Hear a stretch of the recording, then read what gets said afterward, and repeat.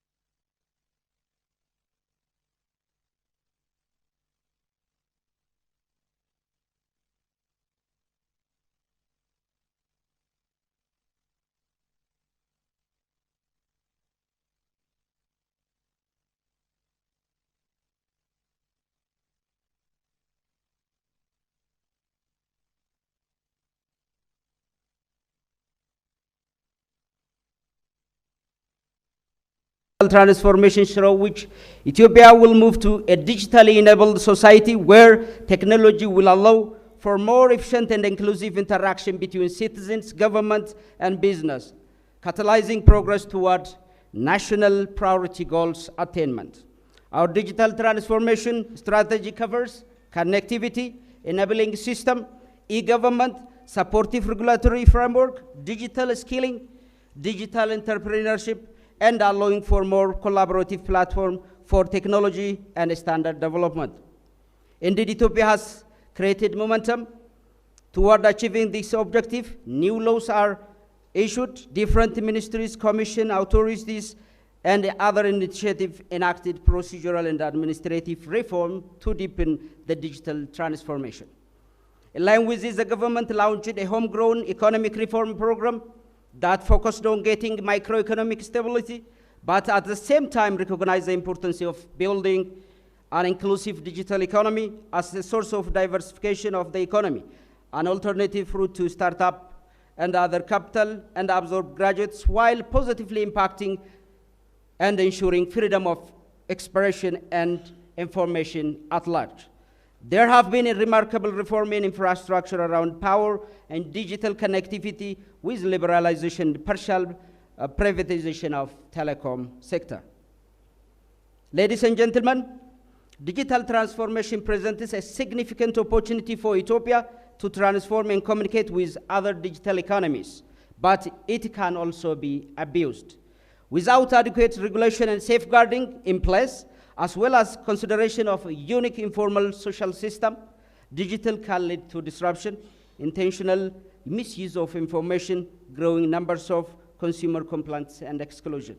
To this effect, and we are crafting electronic transaction proclamation to ensure equal treatment under the law for electronic and paper-based means of communicating information, as well as establishing a secure legal environment for citizens, business, and public bodies to share and get reliable and secure information. In addition, and given the importance of it, a separate proclamation on data protection is being drafted. Privacy and individual consent must be ensured This cannot be done without data security, privacy law, and user rights. Ladies and gentlemen, we further recognize that the security interests are the main concerns of citizens. Thus, efforts around building capacity for cybercrime in collaboration with the appropriate government entities are underway to safeguard privacy and rights of individuals, and we are very keen to ratify the Malabo and the Buddhist conventions.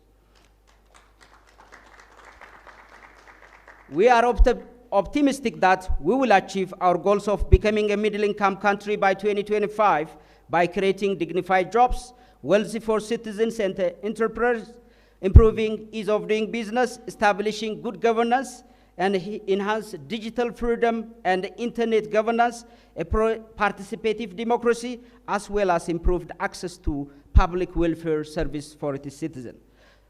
To successfully transition to inclusive digital economy, I hereby call for a wider engagement and coordinated collaboration among the democratic institutions, academia, private sector, human rights defender, partners, and other stakeholders to work together to ensure a common goal of humanity.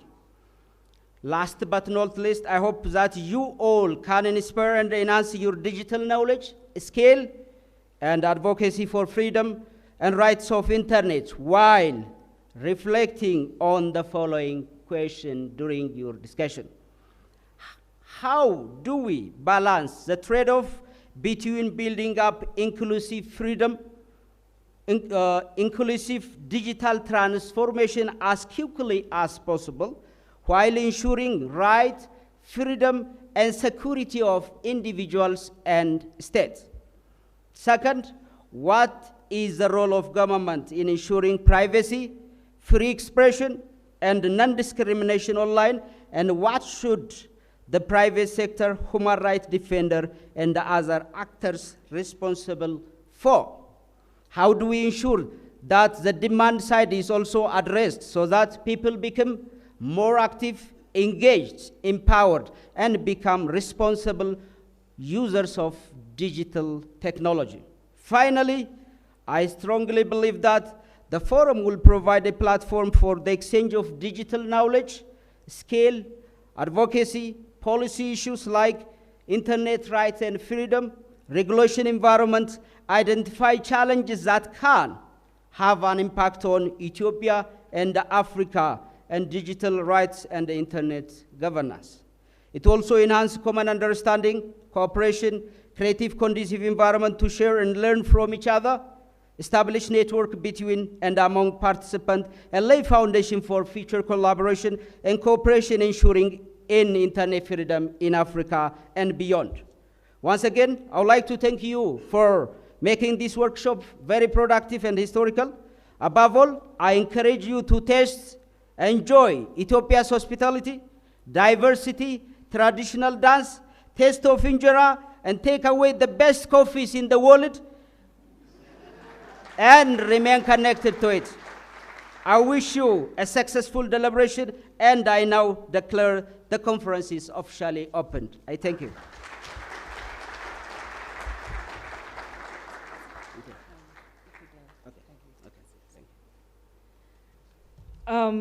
Thank you so much, Your Excellency, for those wonderful remarks. And I'm sure the questions that you pose are the center of this conversation.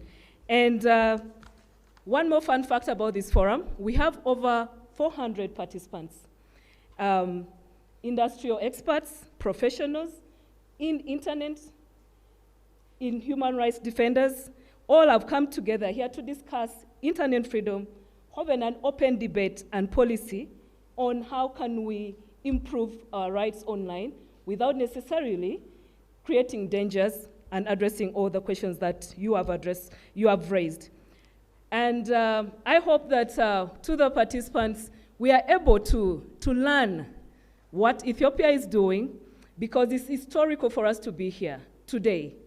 I'll not go into the details because I think the Honorable Minister has raised some of these. It's historical for us as the organizers, for us as digital rights defenders, for us as human rights defenders. It is historical If we go back maybe 5 years ago, we would not be here for all, I don't know, some reasons. But we are very glad that Ethiopia has opened this space for us to come and talk and address some of the underlying questions that we are here today to talk about. So, without wasting so much time, for those who have questions for the minister, kindly park them, because we're going to be joined by our opening panel. So I would like to invite Ms. Aneriet, Senior Policy Advisor with the Association for Progressive Communications, Professor Peter.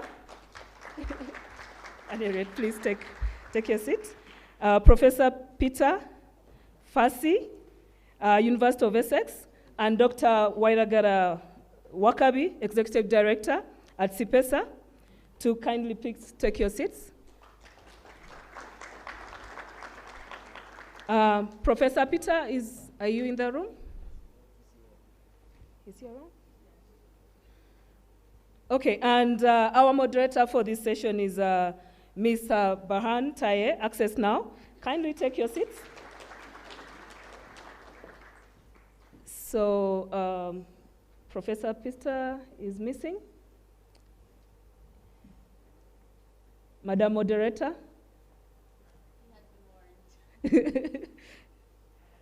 Okay, he's here?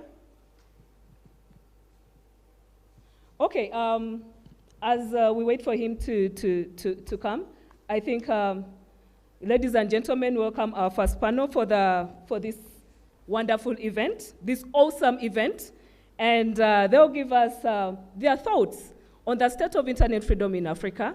Where are we now? What are the different entities doing, and how can we improve it? So please, Barhan, the floor is yours. Thank you so much. Good morning, everyone. You haven't had coffee? You've heard this is the coffee capital of the world. Sorry, Costa Rica. Yeah, good morning, everyone. So my name is Barhan Taye. I think before we start this panel, I want to really highlight how historical this is. If you had told me 2 years ago in Joburg that we were going to bring FIFAFrica here, I would have been laughing really hard, because it would have been impossible. Many of us in this room that are Ethiopians either have been harassed by intelligence officers or the police because of the work that we've been doing, and many people in this room have paid a really hefty price for advocating for digital rights and human rights. So to be here sitting with you all today is really historical and very emotional for many of us. So thank you for coming to our city, Addis, and we'll get started. So I'll start with His Excellency State Minister Jamal. You've basically have answered all of my questions with your statement. So my question for you is, you've talked about digital rights and what internet freedom and what the government is planning to do right now. But what I was missing from that conversation was, where do we as civil society feature in your plan? You've talked about privacy, you've talked about misinformation, disinformation, you've talked about data protection, you've talked about the importance of privacy, which is really important and a lot of people in this room really care about. But where is civil society in your plan? How are you consulting with civil society? Government can't do everything by itself, so where do we feature in your program?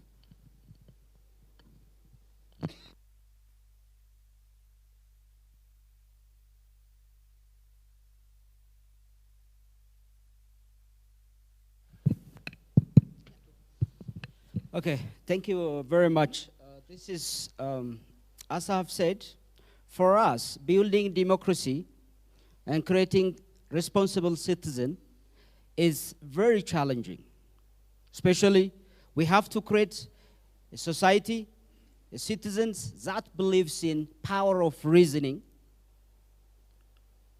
and believe in the democratic values of anyone to exist without affecting, without, while he was promoting his own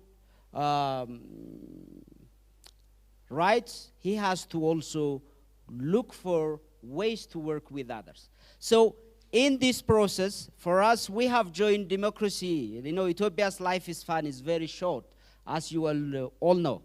Although we are a land of origin for mankind, we are late in democracy. We started late, and we are using, latecomer advantage. So engaging civil society for us is a very existential issue because we need to involve them, engage them, empower them.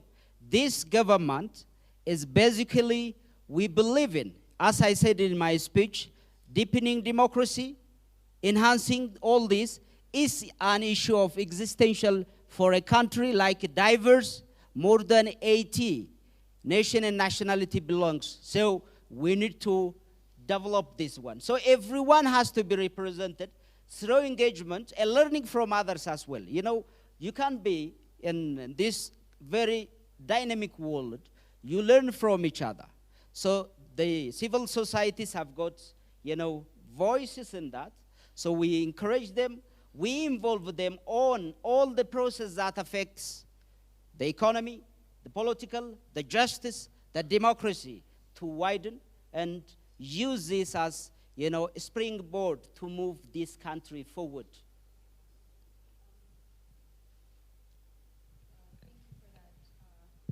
Yeah, thank you for that. So I'm going to challenge you a bit more on that because we're one of the Access Now and myself.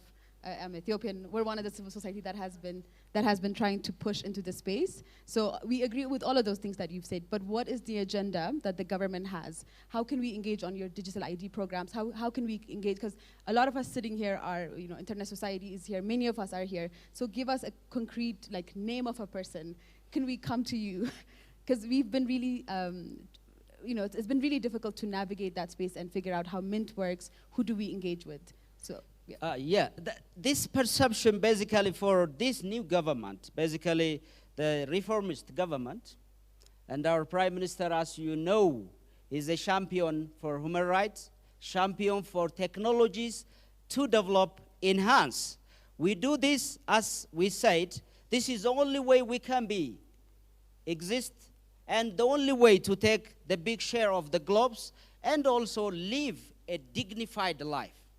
So there is no way if any one of you in this house or anyone who listens us, they can come to us and bring us to accountability and transparency. There is no way we can live this, you know, and talk, walk by talk. So we do it, what we said, we do it. So I will give you, this is my word, come to me. I will take to you our Prime Minister if you like, or to any other person in this regard.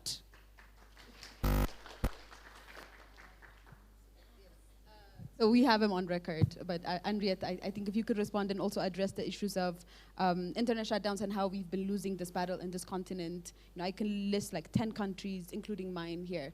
And address that, please. Thanks.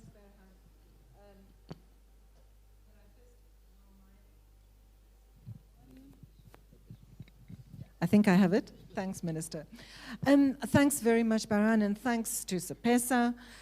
And I just, before I respond to the Minister, I just want to really call out everyone in this room because FIFA has been going for a while now.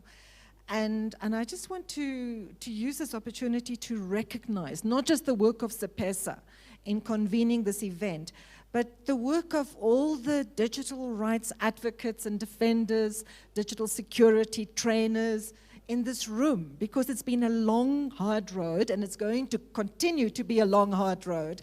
And just to see all of you together and to know how much you've achieved is really encouraging, inspirational, actually. So just, you know, give yourselves a big hand of I'm saying this is an old-timer.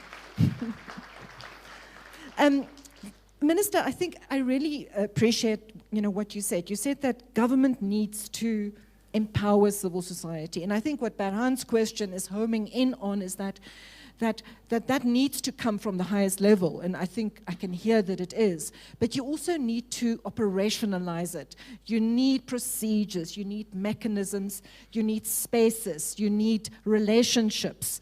And that takes time. And I think the fact that you are starting to build those is incredibly encouraging. But don't underestimate, and I'm saying this to both to government and to civil society, what it takes to actually maintain that. And that often it also will include uncomfortable moments. And as much as government needs to empower civil society by creating an enabling environment, respecting freedom of expression, but also these open processes, remember that civil society empowers government, and that it's that bottom-up legitimacy that really is what creates accountability. And I think that, you know, my advice, I'm from South Africa, so I've also been through a country where the transition to democracy has also entailed often very tense relationships between government and civil society. And I think that's ultimately the test, is how one manages the relationship, not when things are going well, but when things are not going well. And I mean, I have more responses. For example, some of your points about the trading off between security and rights. But maybe I'll come to that later, Baran. I'll pass the next conversation to our host, Wakabi. So CPESA has been doing this work for the past few years. You know, you've been taking us to Accra, Joburg, and now we're here in Addis. And some of the challenge that we're seeing as we digitalize is that the disregard for digital rights. And I know you guys have been working on a 20-year, trying to understand the 20 years of the decline and development of digital rights in this continent. If you can give us a bit more highlight on what is there, what you've seen, and what you think the next challenges are for this continent would be really good.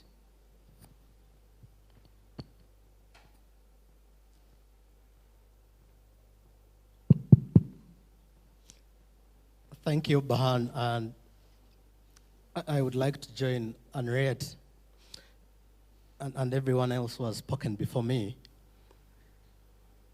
in recognizing the efforts which the Ethiopian government has taken to reform the civic space and to improve governance and to improve the way it associates with citizens and enables them to enjoy their freedoms.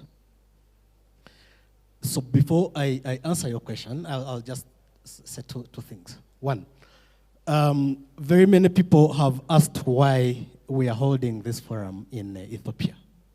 I think many people actually are wondering why we are holding this forum in Ethiopia. We have held it for many years in Uganda, then we went to South Africa in 2017, and last year we held it in Ghana.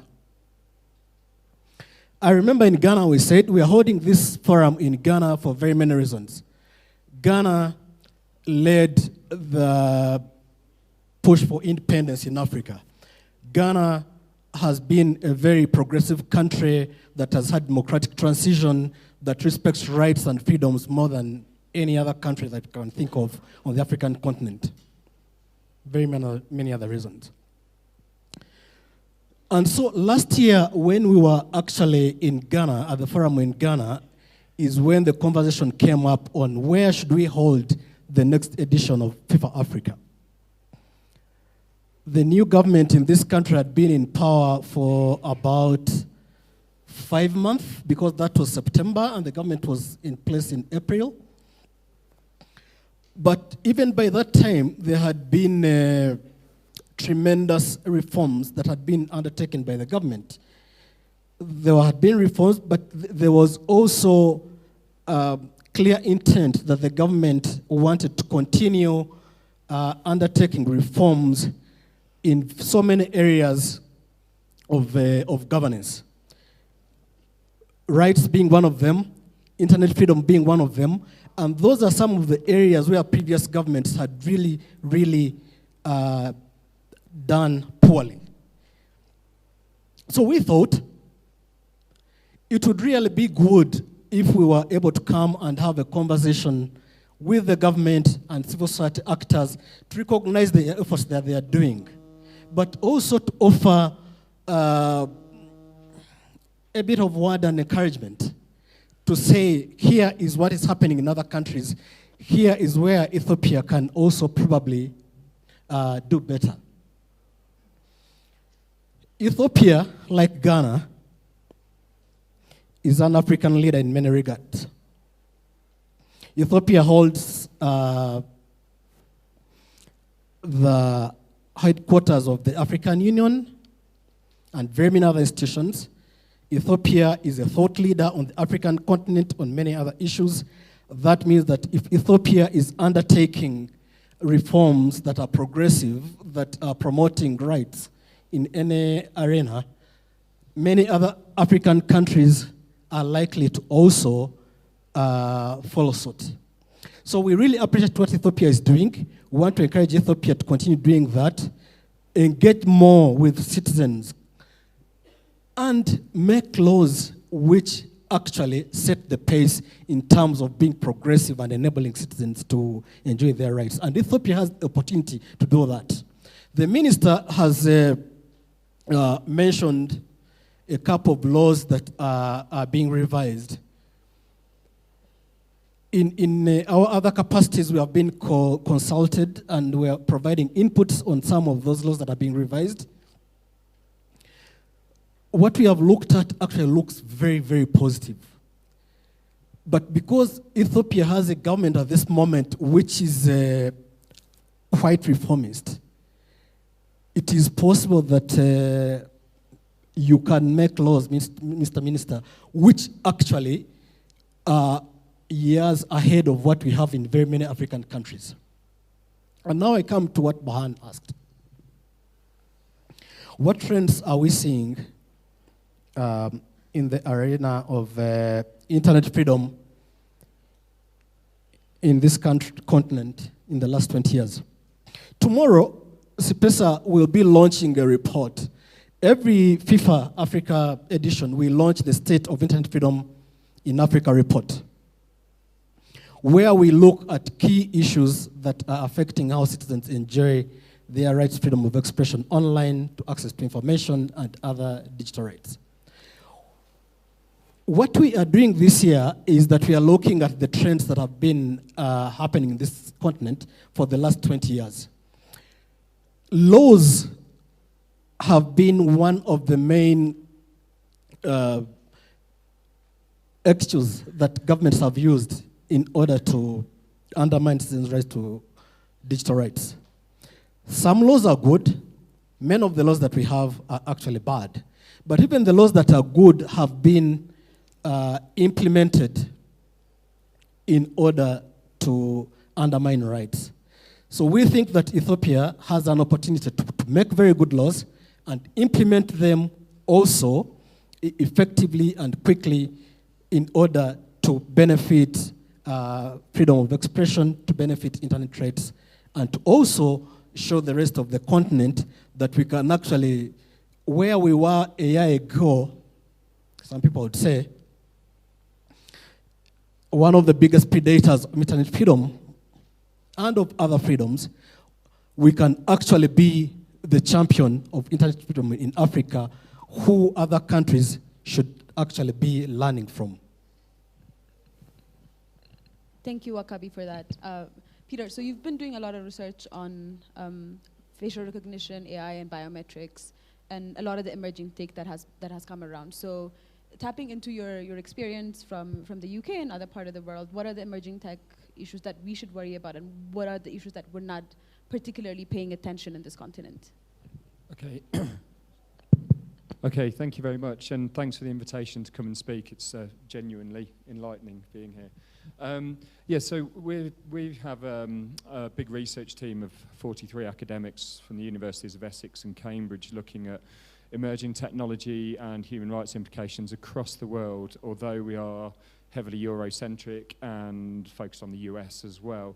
So I've been asked to offer a couple of reflections on things that we've found. I think, to start with the obvious, I guess, that we are seeing new forms of innovation which have a profound impact on rights. If we look at surveillance technology, we can see not only dramatically different capabilities in terms of intrusion, but it actually reconfigures what it means to be put under surveillance. It reconfigures the relationship between the state and the citizen.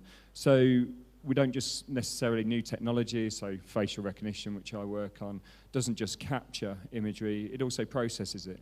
And it also processes thousands and thousands of people who biometrically processes people who pass by. These erode boundaries we used to have between targeted surveillance, non-targeted surveillance. It changes notions of citizenship. It has a different impact on things like the chilling effect, for instance. We have new categories of suspicion based on who you may be associated with rather than anything that you personally have control over, and so on. So I think, you know, rather than just give a catalogue of all of these issues, I think the principal point of analysis here is that it upends traditional equations between the utility of a measure and the harm. Both are quite ambiguous. You know, a standard part of the human rights test on necessity and proportionality becomes immediately more challenging. What I would say, though, as well as, you know, there's always a kind of novelty bias, certainly in Europe and the US. We see a new technology, we're attracted to it, we want to analyse it, we want to think of the dystopian impacts of these things. And I think it's also important to move beyond fetishising the technology, to think about its impact. So also a lot of these kind of fated technologies are also nowhere near as effective or have nowhere near the capability as developers and proponents claim. So we've done a lot of work in New Orleans looking at the rollout of digital policing there and in the UK. And there are lots of corporations. Palantir rolled out a huge digital capability in New Orleans, Accenture in London, where I also research predictive policing algorithms and so on. In each of these cases, initial contracts don't get renewed because the technology doesn't perform that well. So there are reasons to be cheerful in that sense. I think but moving beyond the kind of dazzling headline-grabbing technologies, I think it's important to think about the more mundane processes of surveillance and processing, the backroom information, the way in which harvested information, repositories of information are repurposed years down the line and reassembled in new ways. Whilst it's less immediately arresting, I think these are the important sites. I would say, though, that there are a lot of reasons to still be positive. Certainly in our work, and it's really interesting hearing about the African context, and I'm looking forward to discussions about how this applies, but international standards of human rights obligations are still relevant. They might need to be adapted, issues of consent and things like that change, but there are a series of standards that still remain important, issues of authorization, purpose limitation, fair use, scrutiny on decision-making, independent oversight. These are standards that are instituted in many different parts of the world. Standard tests around necessity still have some merit and so on, which we can talk about more in discussion. Great, thank you for that. So just to give a bit more context, so when we're talking about surveillance tech, in this country, the Ethiopian government, the previous Ethiopian government had spent over $1 million in buying malware softwares from the hacking team, from Cyberbit. So this is definitely hits home for us because, you know, journalists, activists, and many people have been targeted with these malwares. And then now moving back to you, Mr. Minister. So we're liberalizing the telecom space. So there's, you know, you're planning to bring in 2 new telecom operators into this country, which is a very progressive move. We're liberalizing and deregulating that space. What digital right issues have you considered as we bring in new foreign entities into the space? What are the policies that you've thought about in terms of protecting people's privacy, in terms of not just saying, you know, we're trying to come up with a data protection bill, but more how are we trying to build capacity in this space to make sure that, you know, digital rights are protected? I think for us, liberalizing this telecom, the government has reached this decision. One, without, you know, in this global time, this fourth revolution, you can't be outside of this. So number one is connectivity. So people has to be connected. Everyday activities are dependent on this. So we need to broaden and, you know, reaching those people who have no access and voice to this. So one is reaching those people. So the second is the service has to be the standard. You know, this everywhere, always we are deploying, you know, every time technologies emerging now and then. So this technology creates opportunity, also lowers, you know, the cost, efficiency of all this.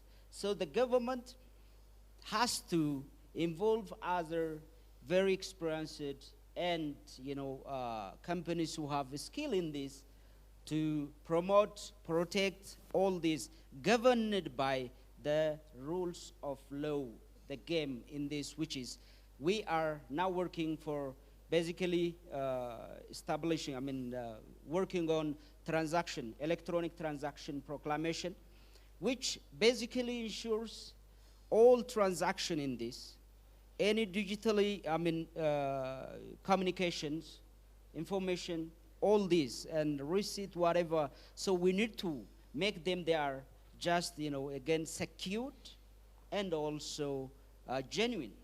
So in this regard, the governments are working with all those stakeholders. Last year, this year we have around in June, I think, where we have EID, which is Africa Digital Summit, where most of the, you know, the telecom service provider have been participated in that program. And they have discussed with pertinent government authorities and what the government's intention and plan.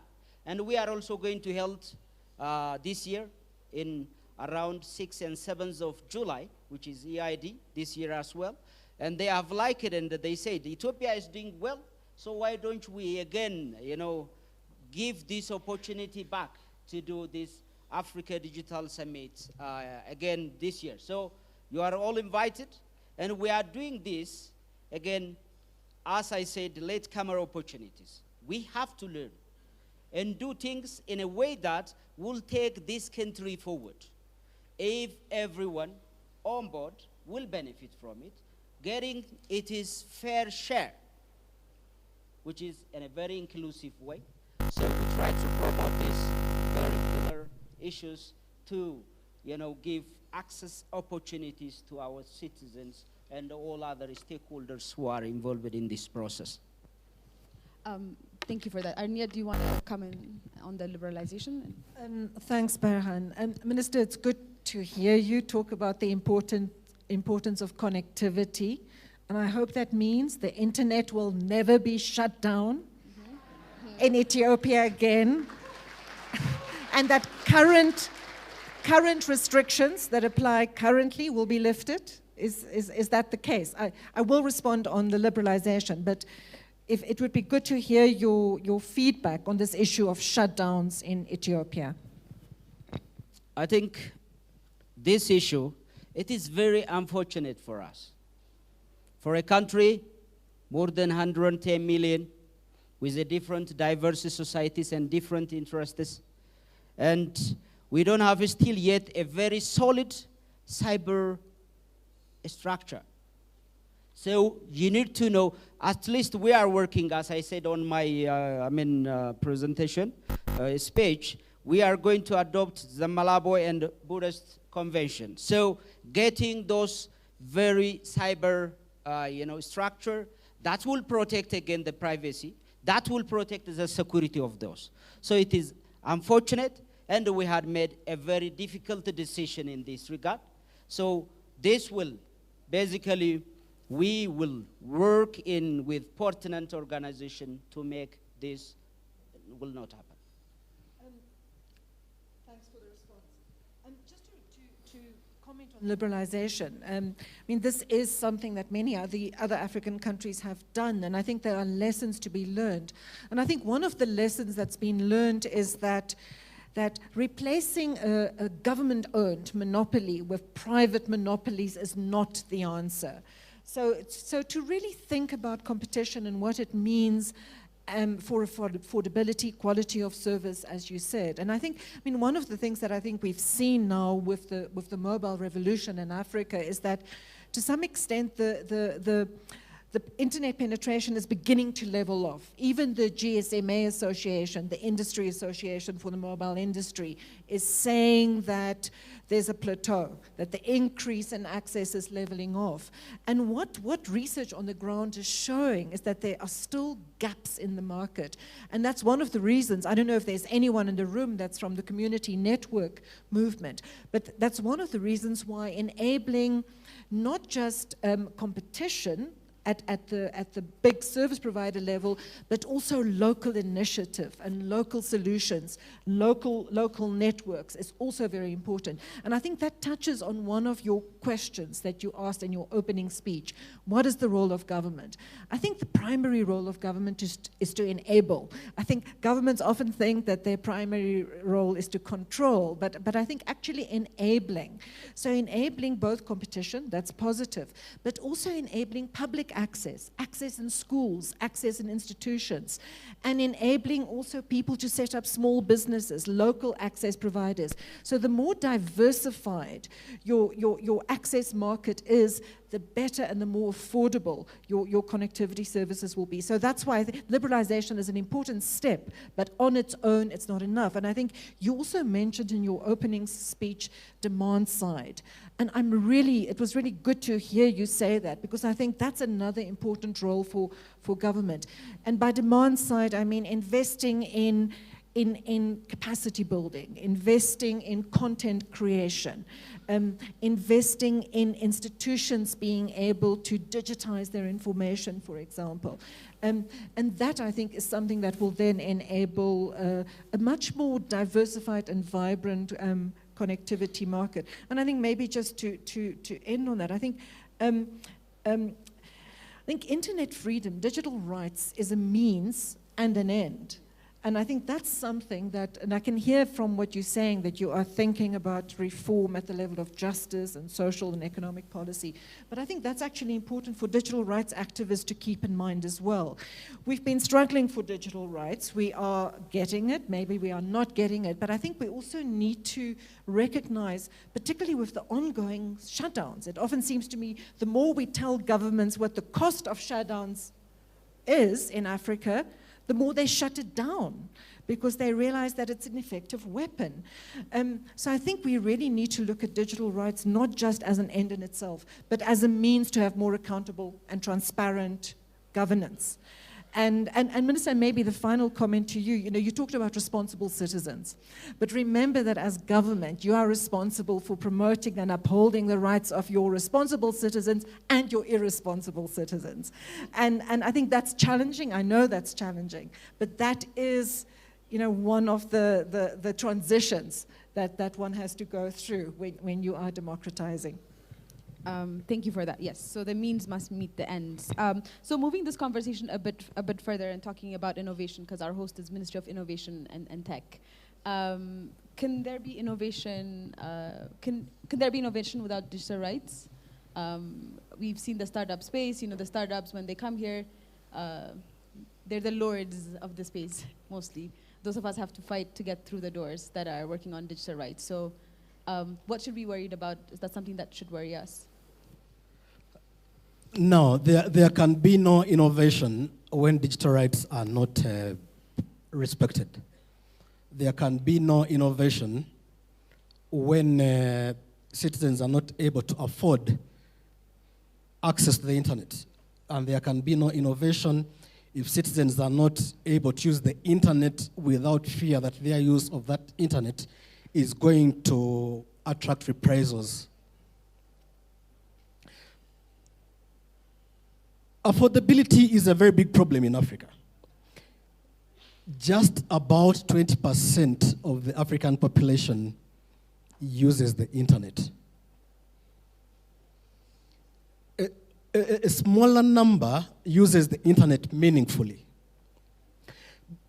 So even the 20% that are using the internet, many of our governments are planting blocks in the way of the use of that internet. When we look at the continent, we see so many emerging issues that are undermining the way citizens are able to access and use the internet. There are social media taxes, there's criminalization of so many aspects of using the internet, there's increased surveillance, there's increased perceptions of surveillance even when it's not there. There is a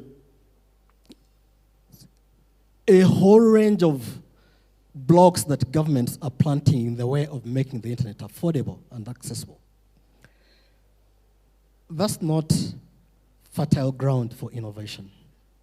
Innovation can only thrive when citizens have the liberty to access and use the internet without fear of reprisals, without handicaps of high taxes and high prices. So, what would I think then our government should do? Not just the Ethiopian government, but also other African governments. One, think of the populations in our countries that have the biggest hindrances in terms of accessibility and use of the internet. Who are these populations? We have the rural poor. We have a number of women, especially who are not educated.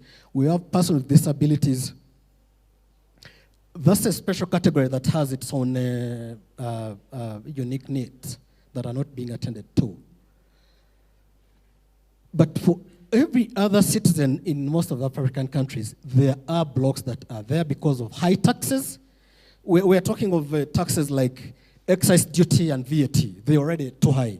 But then there are the taxes that are being introduced like on the top services, which in some way governments are justifying because they say they need to get more revenues because the licensed operators are losing revenues and paying less tax because of the OTT services. But we all know that in many cases, these taxes are implemented because governments are eager to stop citizens from being able to spend too much time on the internet and other digital mediums. So, remove the taxes, remove the undue surveillance, make it easier for citizens to afford these technologies and use them without fear that governments or other powerful actors are going to take repressive action against them. That's when surveillance is going, that's when innovation is going to be possible in this part of the world.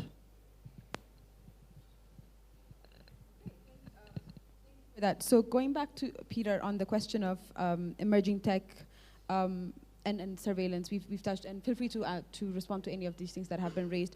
But specifically, I want you to address the issue of oversight mechanisms and why that is really important when we're talking about, exporting this either Chinese, Israeli or American or British-made technologies into the space, and especially also looking at oversight for surveillance tech and surveillance, illegal and legal surveillance as well.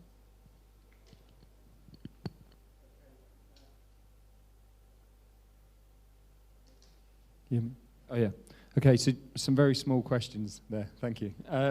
Yeah, so a couple of observations on what's been said, or reflections. Obviously, I'm talking more generally and not to this specific context. I mean, I think, the important starting point, at the risk of stating the obvious, is absolutely, as was said earlier, that, the duty of the state is to uphold the rights of citizens, as well as, issues around safety and security, but that upholding of rights. So the more you bring private security, private surveillance companies into that equation, the more opacity you get, the less effective regulatory reach can be. Yet this still doesn't diminish the responsibilities of the state. So one thing I would say, and this might be my own sort of pet prejudice, is, we often hear this equation that somehow if we have more regulation or oversight, that somehow stymies or stops innovation, and I don't accept that at all. I think it's not just me who's made this argument, other people have as well, but I think a good analogy is looking at the world of finance, for instance, and issues around credit card fraud and so on. When the responsibility for loss on credit card fraud was the consumer, there wasn't much innovation or development of sort of financial fraud security. As soon as the responsibility was shifted onto corporations, there was a huge level of innovation in online security, financial transaction security. So it's really important to acknowledge that regulation itself can also stimulate innovation, and they're not necessarily opposites, and they can work for the goals that we seek. The other thing that I just briefly want to respond to as well, and I think it's a point that Wakabi made, which really I feel just needs to be said again and again, and this issue about fear of using these technologies and so on. The more you widen access to the internet, the more populations become visible to the states and the more they become available for scrutiny. And fear and the chilling effects is just such a crucial theme that is often dismissed, and so it's a real plea not to, and I'm preaching to the converted here, I guess, but not to reduce discussions down to issues of privacy, for example, that the whole range of rights around freedom of expression, assembly, association, and so on. In terms of oversight itself, yes, I mean, I could talk at length about different sort of approaches to it, process-based, judicial, or whatever, but I think the real challenge in this area is that issues like regulation, accountability, transparency are really, really easy to say, and they're often used quite gratuitously. Designing proper, effective oversight is important. It has to have several components, I would say. First of all, it has to be completely independent. It has to have regulatory power. It needs to give proper consideration about splitting key functions of regulation. And oversight is not just about observing what happens. There's actually different parts of the process. Number one is authorization, whether such technologies can be used, if you're talking about surveillance in the first place. Second is monitoring that use and monitoring the conditions of use. And then thirdly is a kind of reactive, more reflective piece on the effectiveness of the regulatory and oversight mechanism. And it's not necessarily that you want the same organization to do all three things and mark their own homework, so to speak.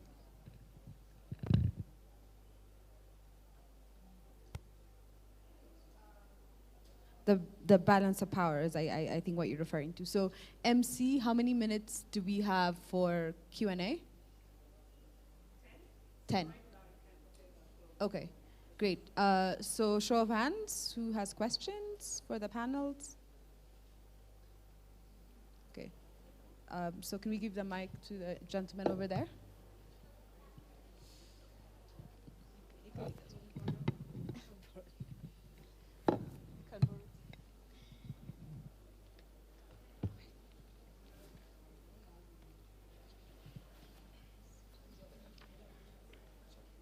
So if you can raise your hand, so she can see you.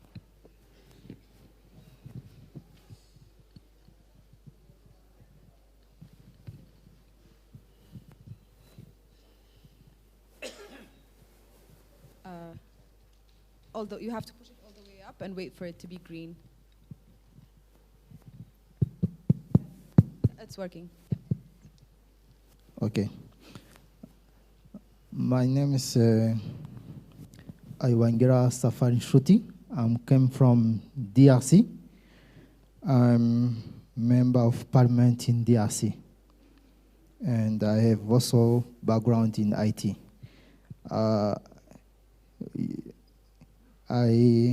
I get a message that you asked the Minister of ICT Innovation in Ethiopia to promise to never shut down again internet. I think such kind of promise is not realistic in this content in Africa. Even if we want, I'm really willing to make internet, to protect internet freedom. But regarding to the political situation in Africa, there's various parameters that make internet. Sometime the government, like in our country, they was forced to make it down. Why? because they don't have first the tool to control it.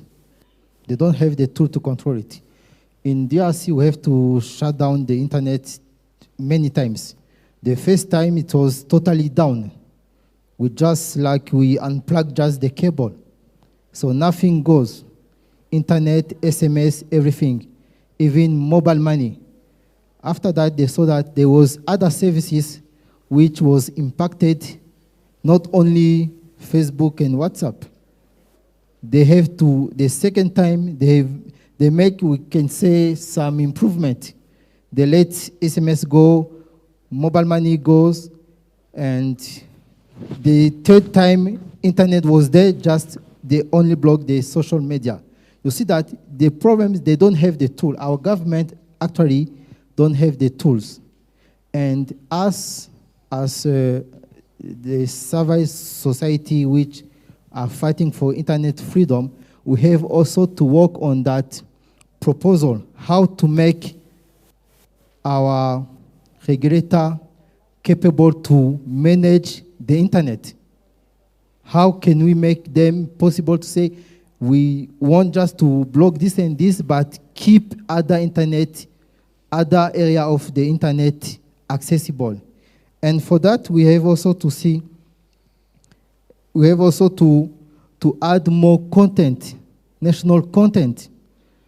Because if you see, many times the countries goes to that step of shutting down internet is because of the social media, from content coming from outside of the country, outside of the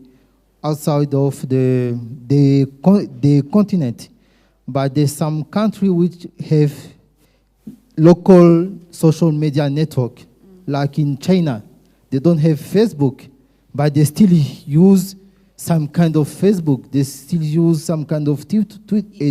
You have to wrap up. You see? Yeah. You have to wrap up your questions and you have to direct it to somebody because this is a Yeah. comment. Yeah. We need to have that one.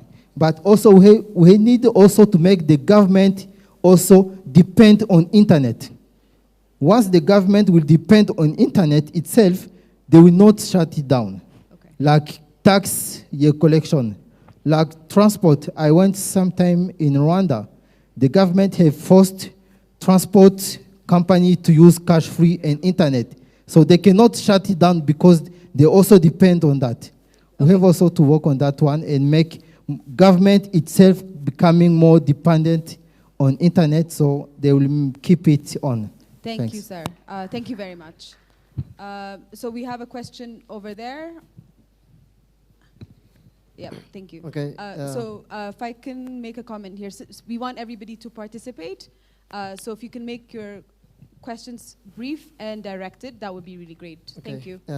Thank you. Actually, I didn't have a question, but suggestion on a comment on the issue of internet freedom. And introduce yourself, sorry. My name is Hassan Abdullahi from Somalia. I'm a social activist, and I actually do most of my activism through social media. So internet is very important, and governments can actually do, they have actually fear of social media revolution, like Arab Springs and Sudan and many other countries. So for government to be secure, they have to be without corruption. They have to be very accountable, responsible. So then the social activists will never have a problem with working with the government. So first of all, you should not worry about how can we have a control, cyber control and all those things. We should worry on how can we fix our government. And then a good and responsible government that protects the citizen. That is the fundamental issue of why governments are more worried about social media. Thank you. Thank you. How can we fix our governments? That's it. Perfect question. So the person with the mic over there. Okay, thank you. I'm Chiza Aaron from Uganda. I'm a human rights lawyer. The Honorable Minister, I want to ask whether in this country, people are free to criticize you, for example, the minister, and the highest political authority, the president, to crack jokes about such personalities without fear of reprisals. Because in some jurisdictions like mine, if you mock the president in a given way, you end up in prison, sometimes for some good years. I want, Honorable Minister, to dissuade you from the poisonous information from the Member of Parliament from DRC that we should fear internet somehow, that we should work to control it, because that is not necessary, because internet is an enabler and a wonderful platform for development, for innovation, and for the exercise of people's fundamental human rights. What, like he said, we should strive to do is to work on our government. If you do good things, people will praise you on social media. This government, for example, we are praising across Africa that they have ushered in a fresh air in the governance of Ethiopia, which, as you know, since the inception of history, have always reverberated across not just Africa, but across the world. So we hope that the government can remain open as well as the internet. Thank you. Thank you. So the gentleman with the mic over there, and then we'll go to the lady here. Okay, thank you. I'm from Liberia, and I'm the only Liberian representative here, and it's very important that we talk about key important issues. By the way of introduction, I'm Thomas Williams-Foma, a social activist. By far in my country, I am the only one really advocating for digital freedom and internet protection for kids and teens online. Okay, my attention has been drawn to a couple of points. One is affordability on internet in African countries. There's a wide margin when it comes to internet gap. We have about nearly half of our world population that are not connected on the internet. Affordability is a major problem in Africa, and that was really highlighted by the gentleman over there. How can we guarantee affordability on internet in Africa to enable an environment where we can have more people that will be digitally connected, that can be able to elevate their voices online? How can we be able to guarantee affordability on internet so that we can incorporate more people online? Another question is with regulation and enabling. I listened to the white gentleman over there, and he talked about observing, monitoring, and regulation, which is very important, very, very important. But then on the other hand, Henriette talked about enabling, and government should not monopolize, the situation of internet. Yes, quite good. But my attention is with if the government in Africa, specifically in my country, Liberia, the internet is being misused. Fairly, I can say that. Why we promote internet freedom, we have so many people that are digitally connected and misusing the internet. If the government fails to regulate internet or online activity, how can we be able to tackle the huge violence mitigated against children online? How can we be able to tackle this violence? That's a major question, and thank you. Thank you. So the lady here, and then we can answer questions. All right, my name is Tobegile Matimbe from Zimbabwe. I'm a human rights lawyer. A question for the minister. What recommendation can you give to other African governments with respect to opening up civic space online, as well as desisting from criminalizing freedom of expression online? Okay, great. So let's address the elephant in the room, which is internet shutdowns. So Arniet, if you can address some of the comments that have been made, and then we'll move to the minister. Thanks.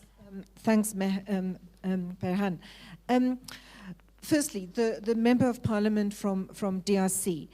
I think you correctly point out, and this was picked up by the speaker from Liberia as well, that there are bad things happening on the internet. There's hate speech, there's crime. There is, people use, what happens in society will find its way onto the internet. The question is, how does government deal with that? And I think not by shutting it down. I think investing in law enforcement. You know, we have our law enforcement institutions in Africa are not strong. They don't understand human rights protections either. And coming to terms with the digital sphere requires a lot of new capacity building. But the thing is that governments need to invest in that, partner with the technical community, partner with business and civil society in finding ways to challenge that. Also remember that with something like hate speech or violent extremism, anti-woman, anti-LGBT, anti-sexual minority speech online, existing human rights frameworks actually gives governments and others tools to combat that, to stop that, to limit that. You do not have to shut down the internet. Shutting down the internet is like using DDT to kill malaria, which is what happened in Africa, and we all know what happened. Poisoned our crops, poisoned our water. Let's not use DDT to kill malaria. Let's not use internet shutdowns to challenge harmful, negative use of the internet. It's not going to work in the longer run. I think the point about fixing government, it's a very important one, but I want to say, let's partner with government. I think particularly in Ethiopia, we have a democratic government. It's a huge task for a government that has stepped into a historical sphere where there's been no real democracy in Ethiopia for so long. So let's not just challenge the minister and his colleagues. I mean, we have to challenge you, but let's also support and let's collaborate. That the project of having accountable, transparent governance is a societal project. It's not just a project that government on its own can complete. And then I think I just wanted to comment on affordability and use of the internet. I think remember that I think here, and I think maybe Peter also mentioned that regulation doesn't necessarily limit innovation.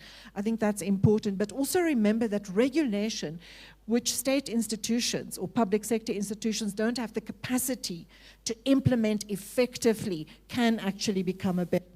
So I think that's something to keep in mind. And just I just want to mention a country like Rwanda. I'm sure there are people from Rwanda here.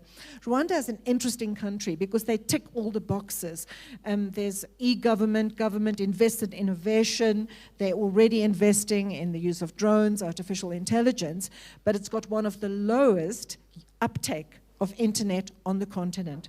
And I think that's an example of how just investing in e-government, in innovation is not enough. You need a free media, you need bottom-up participation, and you need a little bit of chaos as well, I think. And that's something else that I think we need to take on board when we're talking about the use of the internet and digital rights and innovation and development. Great. Thank you, Henriette. Your Excellency? I think the questions are very pertinent, raised by the team who have already, I agree with what you have said.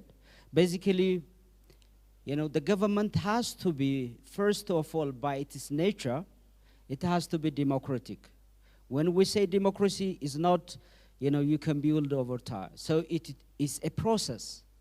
So on those process, everyone have a say and has to be involved. Building, a nation is a process. Every citizen has to contribute his role. What we do, what we say, this is a weapon. How we utilize, as she said, is very important. We can't, in this 21st century, we can't live without this. This is like a water. For water, if you don't drink, can you exist? No. The same is true. This is like a water. But we have to be very responsible while we're doing. We do for a cause, not for distraction, not for disinformation, not for disruption, to cause challenges even. Because of what we say, if many people are affected, that will not be basically freedom.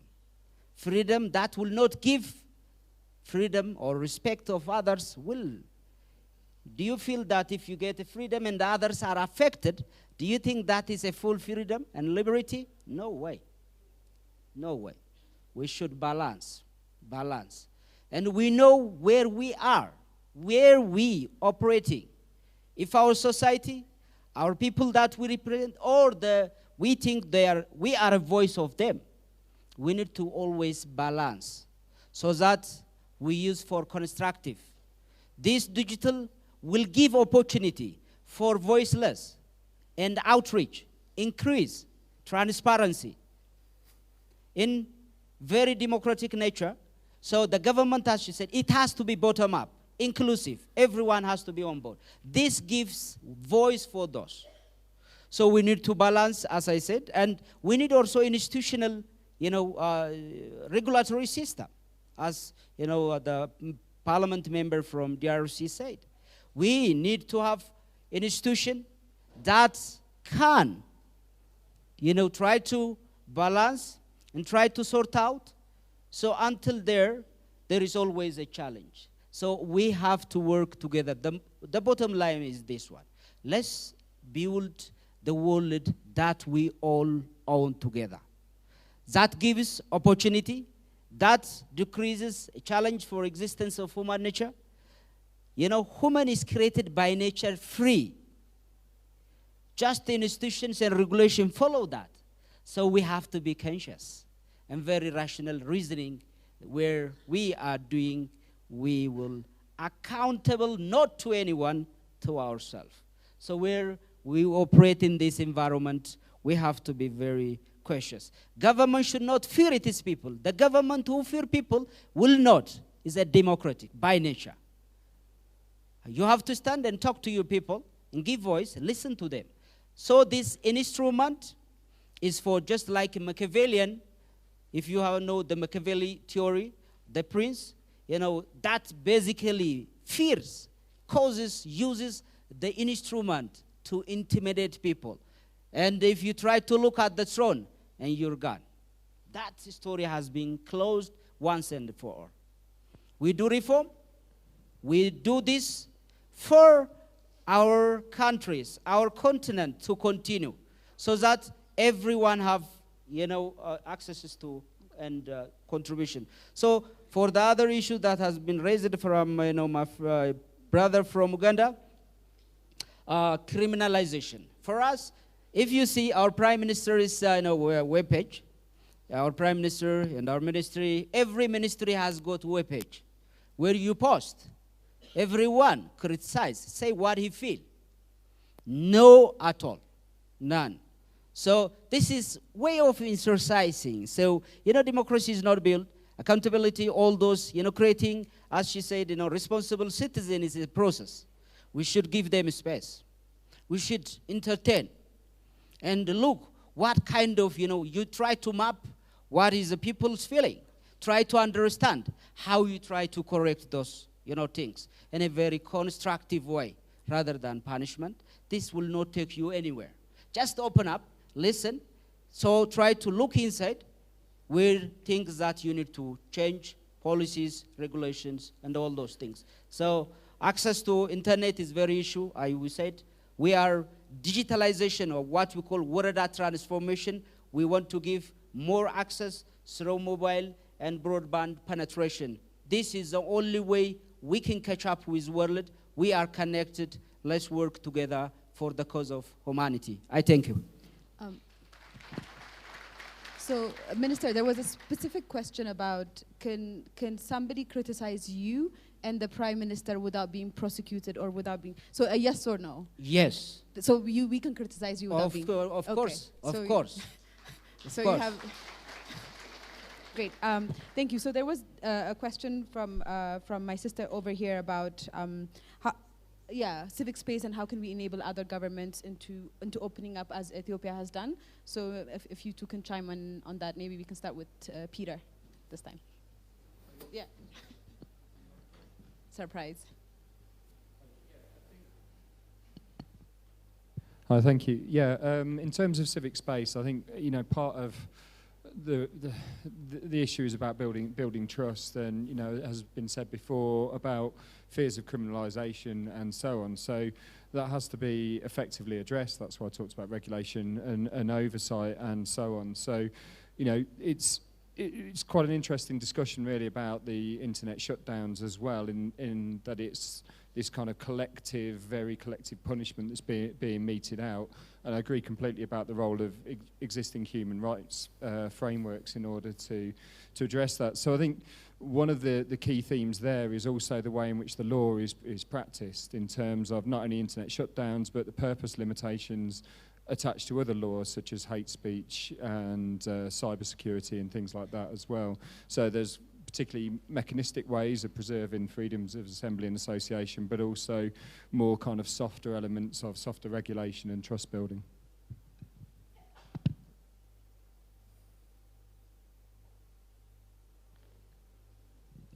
So,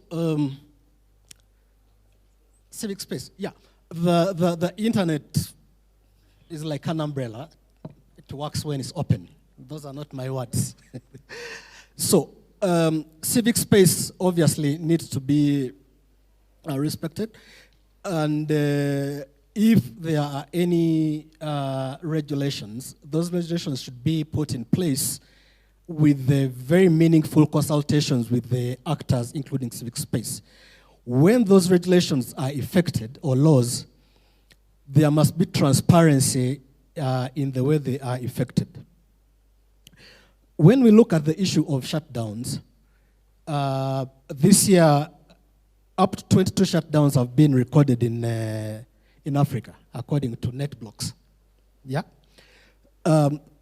Up to 25 countries in Africa, that's about half, have implemented shutdowns in the last 4 years. Have these shutdowns been necessary and proportionate? No. Have they served to create confidence in the way citizens look at technology and use it? No. Have they served the purposes for which governments claim they were implementing them? Many of us say no. Ethiopia is likely to be the first country I know of to put regulations around shutdowns in its laws. Some people have told me. Where it is clear that shutdowns may be implemented, but these are the clear conditions under which they may be introduced. And when they are introduced, citizens have opportunity to challenge that in courts of law, and that may be rescinded. Are shutdowns ever necessary and proportionate? Yes, they are. Have shutdowns ever been necessary and proportionate when they were implemented in our countries here? I am not really aware of any situation where they were actually necessary and proportionate. So let's have clear rules that are made with meaningful participation of citizens and other actors. Let's implement those rules fairly, and let's be transparent about the way we're implementing those rules. Great, thank you so much. We don't want to eat into the awesome coffee break, but I would want to use this authority that I have been given to give one word to Amaha over there, who's a renowned human rights lawyer. So if somebody can pass the mic to Amaha over there. Yes, I'm using my veto power. Yeah, just for Amaha over there, yeah.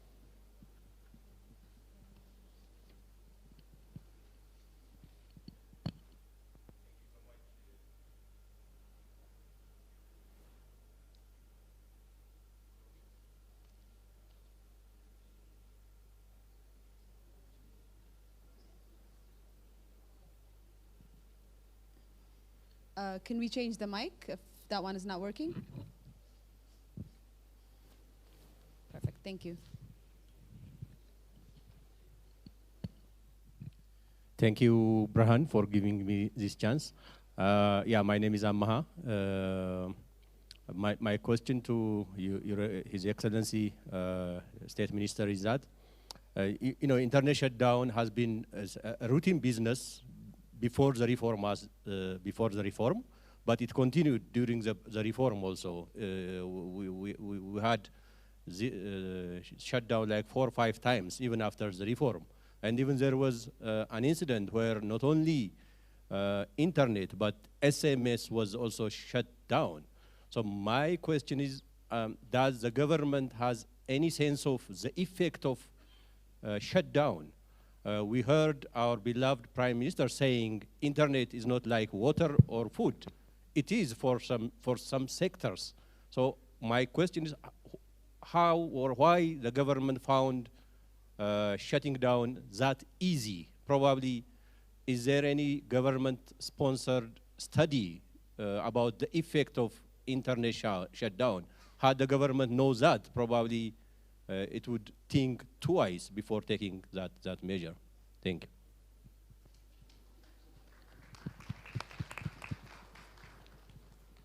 So, Minister, very briefly. Amaha, thank you for the question. And this has been asked, actually. I was trying to respond from the very beginning. I said it is very unfortunate, and institutions are not yet solid institutions that will try to protect, such as cyber issues and related matters. So it is a painful decision. We know as a government, it's a painful. You just between the lesser of the two evil. So we understand. And sometimes life is more important, saving life. While people, by using misinformation, died as I did, because of the freedom of someone, if we don't balance this issue, it's very challenging for a nation to continue. So balancing is very important. We are very cautious. In a digital economy, every issues, we are connected to the world. So, sometimes saving life is more important, and although it is very difficult decisions to take. Okay. And I take thank you for that. So just a quick response to that, as I lead the Keep It On campaign, which is a global campaign that fights against internet shutdowns. I think it would not be fair if I don't comment specifically on that. So the assumption that that we're saving lives as we turn off the internet hasn't really been proved, right? Like, so when you turn off the internet, actually the chaos, the misinformation, the disinformation that is already out there is quadrupled. People actually lose their lives. They're not able to reach out to emergency services, the police, and other services that they need. But this is open for conversation, right? Like, so the fact that you're here today having this conversation with us is the first step of having the bigger conversation. So with that note, I think I want to highlight 3 things as before we conclude. One thing that I, in solidarity with many people that have lived through what we've lived through previously, I want to highlight what is happening in Sudan. We have folks in the room from Sudan, so please go talk to them, engage with them. They have a session this afternoon as well to really talk about what had happened in Sudan, and the internet shutdown will also be addressed there. That's one. Number 2, there's, focusing on Ethiopia, there's a Network for Digital Rights group that has been set up. There's going to be a launching this week. So when we're talking about civil society in this country, there's one that has just been set up last week that's going to be launched tomorrow. So you should definitely engage with that. They're really good people, that, including Amaha, that are on that. And the other one is, we know how blogging has been prosecuted in this country for the past many, many years. But yesterday with CIPESA, UNESCO, and Access Now, we've been able to set up a working group to actually set up a bloggers association in this country. So we've moved really forward. So our fight here is to make sure that the space that has opened does not close. That's one. And I see a lot of funders in this space. I see a lot of digital rights activists and civil society that have come to Addis, to invest and to contribute to this space. So one thing that I would, you haven't asked me for my advice, but I'm gonna give one, is really try to see what people are doing already here. Let's not recreate the wheel. There are many people that have been underground, that have been fighting the good fight, that have paid the price, that have been tortured, that have been imprisoned in this room sitting with you. So ask them what is needed rather than assuming what could be done in the space. And that is really, really important. With that note, I really want to thank my fellow panelists for a really lively discussion. And once again, welcome to our city. Enjoy Addis, enjoy the panel and the conferences. Thank you.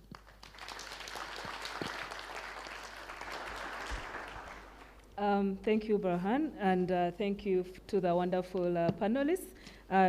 Your Excellency, you've made wonderful remarks, and I hope we'll see lots of changes in Ethiopia. But key to note, we address some challenges that need to be fixed.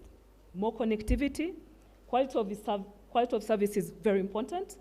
We've looked into more space for advocacy, engagement, less legislation to open room for innovation, no to internet shutdowns. We have some wishful thinking, but considering where we're heading, we hopefully will see less, in the coming years. So I think our panelists have set a ground for us to engage for the rest of today and tomorrow. And with that, I would like to quickly take you through the agenda for the rest of today. We'll have tea break, which is supposed to be now, so we're about 8 minutes into our tea break. But after tea break, 11:30 to 1, we'll have, in this very room, we'll have End of Politeness, African Feminist Movements and Digital Voices, a digital voice. In Ballroom 2, we'll have biometric surveillance, emerging trends and practices in the use, capability and response to facial recognition technology. And we'll have Ballroom 3, revision of Ethiopian computer crimes proclamation. So I'm sure, we hope that the minister can attend that particular session. He will get some quite useful insights into what the Internet Society has to offer. And in Ballroom 4, we'll have the Center for Digital Resilience Help Desk demo. We'll have lunch break, but please look out during the lunch break. There are some consultations with the GNI, that's the Global Network Initiative Africa Policy Consultations, and there's the IFX members meeting. So please, for those who may want to go to the policy consultations, I'm sure you have the details. So we'll come back for lunch. We'll have digital rights in revolution and beyond, stories from Sudan. I think Berhan has mentioned that session. There'll be a session on telecom privatizations, lessons for Ethiopia.